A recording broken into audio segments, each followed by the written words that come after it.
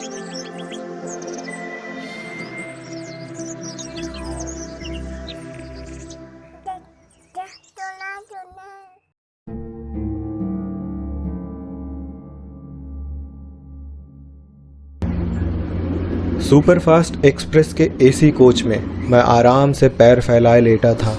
तभी ट्रेन एक लंबे से ब्रेक की आवाज़ के साथ रुक गई। अचानक मेरी नींद खुल गई और मैंने घड़ी में देखा तो रात के 12 बज रहे थे। मैं चौंक गया और जल्दी से उठकर अपना सारा सामान समेटकर भागता हुआ टीटी के पास पहुंचा। ये कौन सा स्टेशन है? लंगड़ा शहर। क्या मजाक कर रहे हैं? ये कौन सा स्टेशन है? जी हाँ, ये लंगड़ा शहर है, सुंदर नगर। सुंदर नगर का नाम सुनते ही बिना कुछ कहे मैं जल्दी से ट्रेन से उतर गया। प्लेटफॉर्म से होते हुए स्टेशन के गेट से निकलकर बाहर टैक्सी स्टैंड की तरफ आया, जहां एक कतार में गाड़ियां लगी हुई थीं। मैंने एक ड्राइवर से बात की और पूछा, राजपुर चलना है, चलोगे? क्यों नहीं चलेंगे साहब, हमें तो आपका ही इंतज़ार था। मतलब क्या साहब, ड्राइवर आदमी, हमें तो बस सवारी का ही इंतज़ार रहता है। आइए बैठिए साहब। पहले तो ड्राइवर का जवाब सुनकर मुझे थोड़ा नागवार लगा, लेकिन फिर उसकी उम्र और सम्मान भरी नज़रें देखकर मुझे उस पर दया आ गई और मैं गाड़ी में बैठ गया। चलो, और उसने बिना कुछ कहे गाड़ी आगे बढ़ा दी। जैसे ही हमारी गाड़ी आगे की ओर बढ़ी, एक आदमी सड़क पार कर रहा था।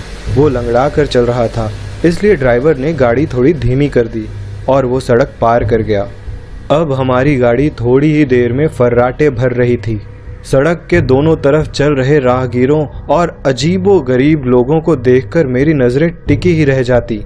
मैं बार बार पीछे मुड़कर देखने को मजबूर हो जाता। मुझे ऐसा करता देखकर बूढ़े ड्राइवर ने आखिरकार मुझसे पूछ ही लिया, क्या बात है साहब, लगता है आप इस शहर में नए आए हैं। नया तो नहीं हूँ बाबा, लेकिन कुछ अजीबो गरीब सा लग रहा है। वो क्या साहब? यहाँ हर थोड़ी ही दूर पर कोई ना कोई लंगड़ा आदमी ज़रूर दिखाई दे रहा है। जैसे ये मेरा सुंदर नगर हो ही ना, पूरा का पूरा शहर ही लंगड़ा हो गया है। आप सही कह रहे हैं साहब, अब इसे सुंदर नगर के बजाय लंगड़ा शहर के नाम से जाना जाता है। क्या? लेकिन ऐसा कैसे हो गया बाबा? पहले तो ऐसा नहीं था। हाँ साहब, आप ठीक कह रहे हैं। हमारा सुंदर नगर बहुत ही सुंदर शहर हुआ करता था, लेकिन क्या करेंगे, जब सैलाब आता है तो पूरा का पूरा शहर ही अपने साथ बहा ले जाता है। आखिर ऐसा हुआ क्या? साहब, हमारा शहर एकदम शांत और भाईचारे वाला शहर था। सभी एक दूसरे के दुख सुख के साथी थे, हर किसी में प्रेम भावना थी। लेकिन कलयुग के कुछ राक्षसों ने शहर का सत्यानाश कर दिया। सभी लोग डरे सहमे रहने लगे। महिलाओं और बच्चों का तो घर से निकलना ही बंद हो गया था साहब। उन राक्षसों का हौसला इतना बढ़ गया था कि सरे राह औरतों और बच्चों को उठा लेते थे और उनके साथ जोर जबरदस्ती करके बच्चों को बाहर ले जाकर बेच देते थे। लेकिन भला हो उस बच्चे का, वीर सपूत का, जिसने इस शहर के राक्षसों को उन्हीं की भाषा में सबक सिखाना शुरू कर दिया। क्या मतलब बाबा? अब क्या बताएं साहब, बरसात की वो काली खौफनाक रात आज भी मुझे याद है, जब उस सुनसान सड़क पर एक घर के सामने काले रंग की गाड़ी खड़ी थी और घर के अंदर से चीखने चिल्लाने की आवाजें आ रही थीं। बचाओ बचाओ! मगर उनकी चीख पुकार सुनकर भी कोई आदमी अपने घरों से बाहर निकलने को तैयार नहीं था। उन राक्षसों का खौफ जो इतना था, सारा शहर डरा हुआ था। उसी समय एक गरीब नवयुवक अपना काम खत्म करके भीगता हुआ अपने घर वापस जा रहा था। उसने घर से निकलती चीख पुकार सुनी और तुरंत वो उस घर के अंदर भागा। लेकिन घर के अंदर का दृश्य देखकर वह नवयुवक भी सहम गया। 5-6 बदमाश घर के सभी लोगों को बंधक बनाए हुए थे। कोई अलमारी से जेवर निकाल रहा था तो कोई हाथों में बंदूक लिए खड़ा था। एक बदमाश एक लड़की का हाथ पकड़कर खींच रहा था। एक ने उसके छोटे भाई को तो एक ने उसके पिता को पकड़ रखा था। एक उसकी माँ के बाल पकड़कर खींच रहा था। एक जो हाथों में बंदूक लिए था सभी को डरा धमका रहा था। डरा सहमा वो नवयुवक घर के अंदर तो चला गया था, पर अब ये देखकर वापस आने लगा कि अकेले वो इतने लोगों से नहीं लड़ सकता है। जैसे ही वो नवयुवक वापस जाने के लिए मुड़ा, लड़की जोर से चिल्ला पड़ी, भैया भैया बचा लो भैया, ये राक्षस हमें मार डालेंगे, हमें बचा लो भैया। लड़की की करुणामयी पुकार सुनकर वह नवयुवक मुड़ा और तेजी से दौड़कर एक बदमाश से लड़ भिड़ गया और लड़की को बदमाशों के चंगुल से छुड़ाने का प्रयास करने लगा। लेकिन बदमाशों की संख्या ज्यादा थी और उनके पास हथियार भी थे। सबने मिलकर उस नवयुवक को लात घूंसों से पीट दिया। मार खाने के बावजूद उस नवयुवक ने अपनी हिम्मत नहीं हारी और पास में ही पड़ी एक लोहे की रॉड उठाकर बंदूक वाले बदमाश के पैरों में दे मारी। चोट लगते ही वो बदमाश आह की आवाज के साथ गिर गया। फिर क्या था, सभी ने बदमाशों को दौड़ा लिया और बदमाश पकड़े जाने के डर से अपने जख्मी साथी को लेकर भाग खड़े हुए। लेकिन जाते जाते उस नवयुवक को देख लेने की धमकी देते गए। अब तो वह नवयुवक जब भी घर से बाहर निकलता अपनी सुरक्षा के लिए एक लोहे की रॉड अपने पीठ के पीछे कपड़े के अंदर छुपा कर रखता और जहां कहीं किसी अबला की पुकार सुनाई देती वह मदद को पहुंच जाता और बदमाशों के पैरों में रॉड मारकर पैरों को हमेशा के लिए तोड़ देता।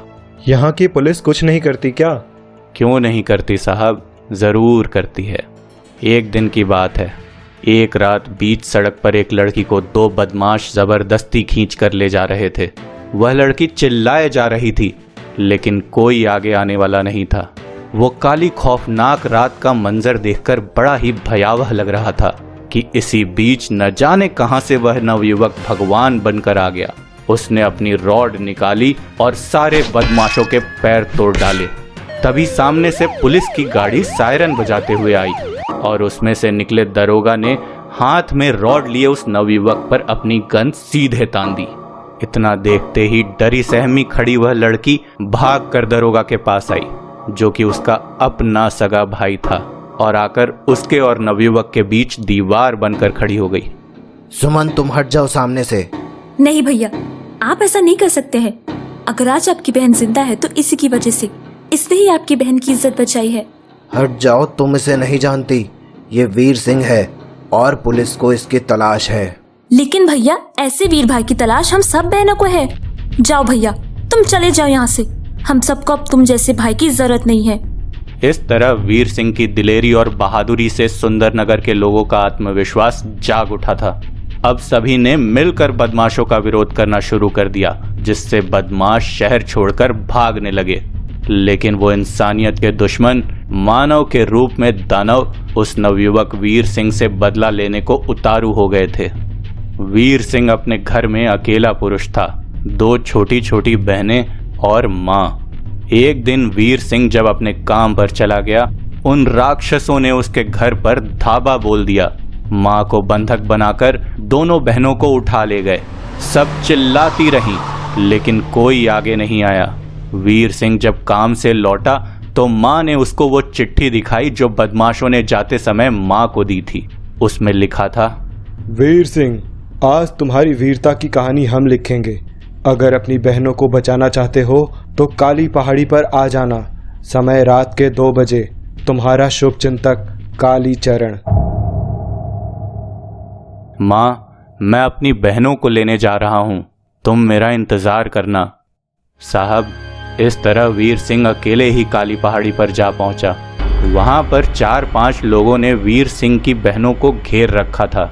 वीर सिंह उन्हें देखते ही उन पर टूट पड़ा। उसने 4 लोगों को मारकर वहीं अपाहिज बना दिया। उसका ये रूप देखकर कालीचरण दोनों लड़कियों को लेकर भाग गया और पहाड़ी से धक्का देकर दोनों को मार डाला। फिर क्या हुआ बाबा? वीर सिंह अभी जिंदा है या फिर? नहीं साहब, अब तो वीर सिंह पत्थर का बन चुका है। वो भला कैसे मर सकता है? बाबा, आप वीर सिंह को जानते हैं?